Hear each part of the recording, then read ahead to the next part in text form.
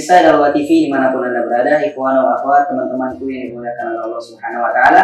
Kembali lagi di Santri Kepo, keponya di sini menambah wawasan.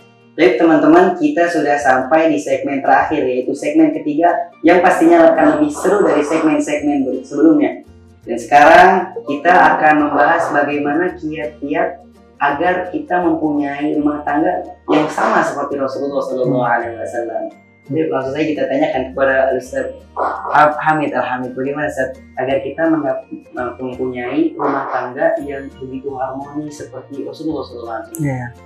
Jadi benar sekali ya, memang yang paling penting daripada nikmat itu adalah kalau nikmat itu kita bisa mencicipinya juga ya. Mungkin kadang kita dengar, wah di sana ada makanan enak, ada tempat indah, itu aja kita dengar mungkin udah senang ya, pengen nyoba. Apalagi kalau kita bisa merasakannya. Begitu juga nikmat yang terbesar itu adalah berkeluarga. Karena guru kita bersama Dr. Habib Segaf bin Hasan Baharun, beliau sendiri mengutip dalam bukunya Anakku Investasi Akhiratku, bahwasanya kesempatan kita ini dibagi menjadi dua fase. Kesempatan kita untuk menentukan tempat kita nanti di surga, amin ya, semoga kita semua termasuk orang yang masuk surga, kita, keluarga kita, keturunan kita. Nah, untuk menentukan apakah kita termasuk orang yang di surga mendapatkan nikmat atau sebaliknya, naudzubillah, itu terbagi menjadi dua fase kata beliau. Fase pertama adalah di mana kita hidup semenjak baligh sampai meninggal dunia. Nah, ini bisa kita gunakan kita sendiri. Nah, fase yang kedua itu justru ketika kita meninggal sebelum dibangkitkan.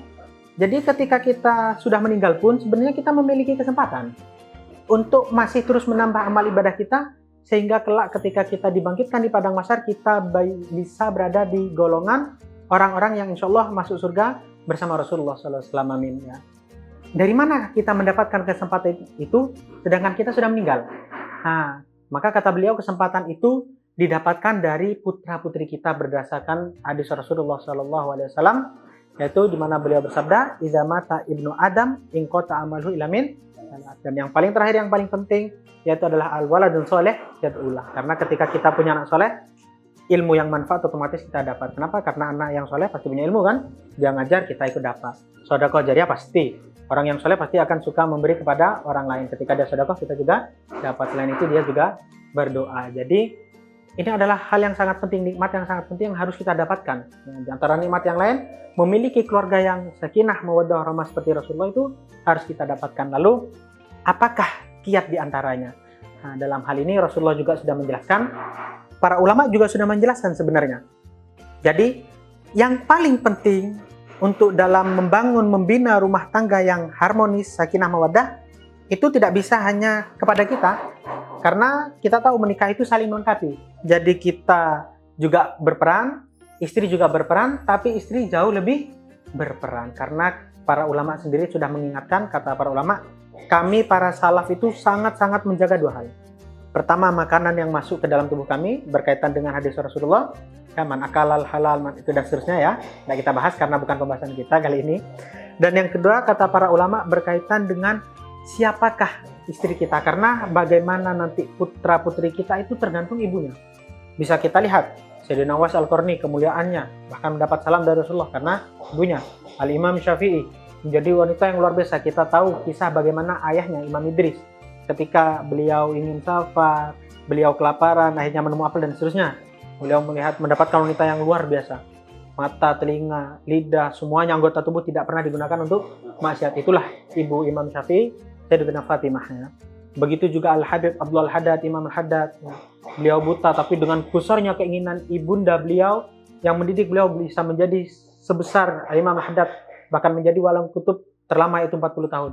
Syekh Abdul Qadir Jalani yang manaqibnya dibaca di mana-mana di Pulau Jawa terutamanya yang saya tahu, juga berkat ibunya. Jadi penting sekali untuk mendapatkan untuk meraih keluarga yang harmonis, sakinah mawaddah seperti tadi saya kisahkan, adalah dengan peran seorang istri, jelas. Nah, jadi bagaimana kiat-kiat untuk kita memiliki rumah tangga seperti Rasulullah, romantis gitu dan indah? Maka ya atas pengalaman saya pribadi juga, guru-guru dan apa yang saya baca selama ini adalah pilihlah istri yang baik. Karena dari istri yang baik, kita akan memiliki putra-putri yang baik dan kita sendiri akan menjadi suami yang baik akhirnya berkat istri dan akan menjadikan rumah tangga kita ini baiti jannati, rumahku adalah surgaku yang harmonis. Lalu mungkin ada pertanyaan, tapi saya langsung jelaskan sendiri ya. Mungkin juga gimana sih Ustaz kiat-kiat untuk mendapatkan istri gitu kan mungkin ya. Maka dalam ini langsung saja sebagaimana Rasulullah SAW sendiri sudah menegaskan, kata beliau dalam sabdanya, tungkahul mar'ah li arba'ah. Iya. Jadi pertama li jamaliha, yang kedua wali maliha, dalam riwayat wali hasabiha, yang ketiga wali nasabiha, dan yang terakhir wali diniha fadfar li dzatiddin taribat sadan. Itu adalah utuh hadisnya, yang artinya seperti ini.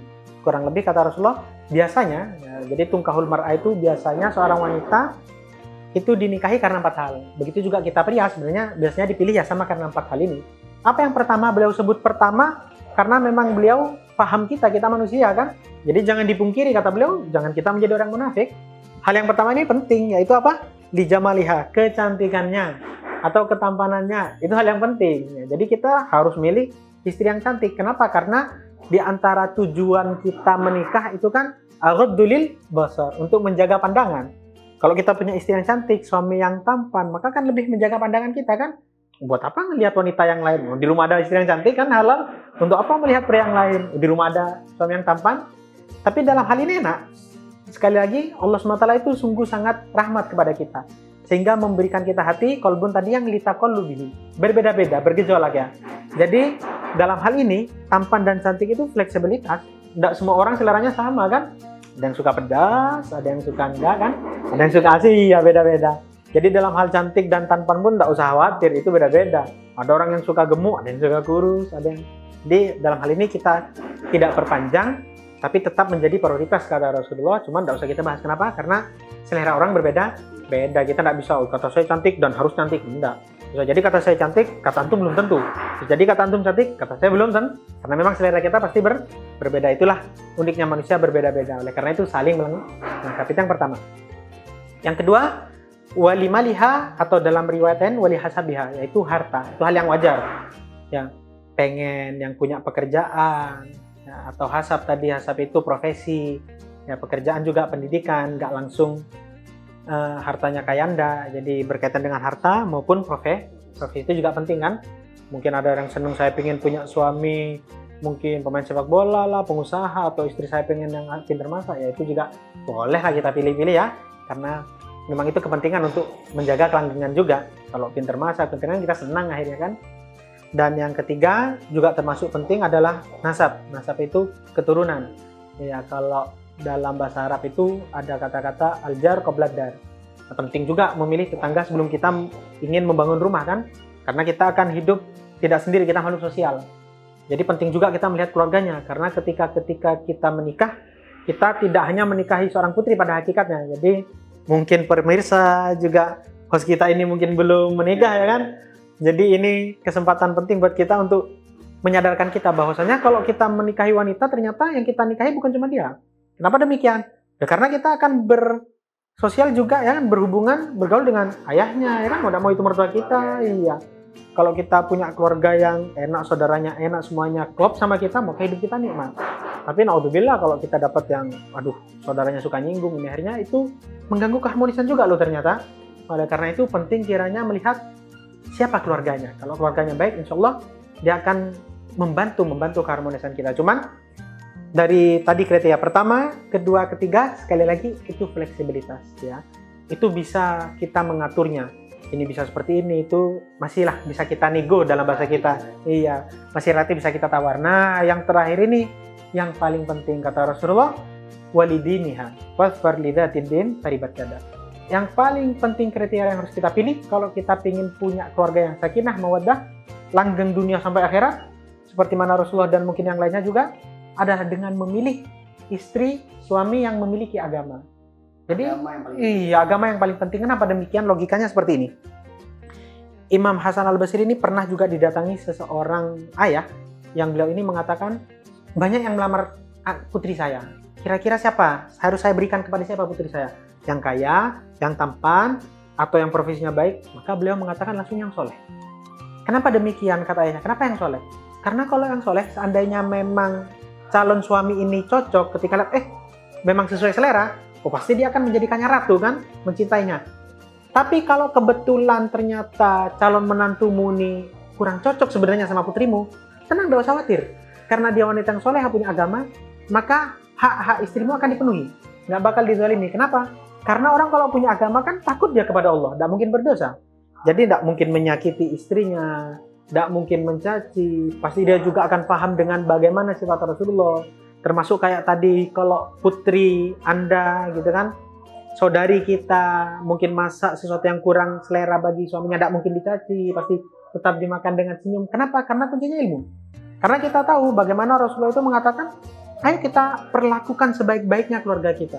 Rasulullah pernah bersabda, kata beliau, khairukum ya. Maka yang terbaik di antara kalian ada yang paling baik bagaimana kalian memperlakukan istri dan keluarga kalian yang lain. Jadi kalau orang yang punya agama pasti ya, istri punya agama pasti akan lebih pemahaman, pengertian, sabar, itu hal yang pasti. Suami pun demikian, kalau punya agama pasti tidak bakal marah, apalagi sampai mukul, itu tidak mungkin. Ya, bahkan akan terjadi keromantisan, di mana nanti ketika memiliki kesalahan, karena kita memang dituntut samaha untuk memaafkan, pastian sudah tidak apa-apa, ayo kita perbanahi baik. Nggak bisa masak, ayo kita belajar masak bareng, bisa lihat di YouTube gitu kan. Maka akan timbul keharmonisan yang lain. Ayo kita didik anak kita bersama, ajarin sholat bareng. Jadi zahir dan batin tenang, keluarga sakinah. Ketika ada masalah dia menimbang dengan ilmu, dibawa diredam gitu kan. Dia melihat bagaimana dulu belajar, bagaimana Rasulullah mengajarkan. Jadi sudah bisa dijamin. Jadi sekali lagi, kriteria yang pertama, kedua, ketiga memang membantu keharmonisan, tapi itu fleksibilitas, tidak sebesar persentase kriteria yang terakhir. Kalau orang baik agamanya, kemungkinan besar 90% bisa kita jamin bahwasanya keluarga itu akan menjadi keluarga yang harmonis. Kita sudah dengarkan begitu banyak faedah-faedah yang kita dapatkan. 3 segmen telah lalu bersama kita. Jangan lupa tonton terus Santri Kepo, keponya di sini menambah wawasan. Wassalamualaikum warahmatullahi wabarakatuh.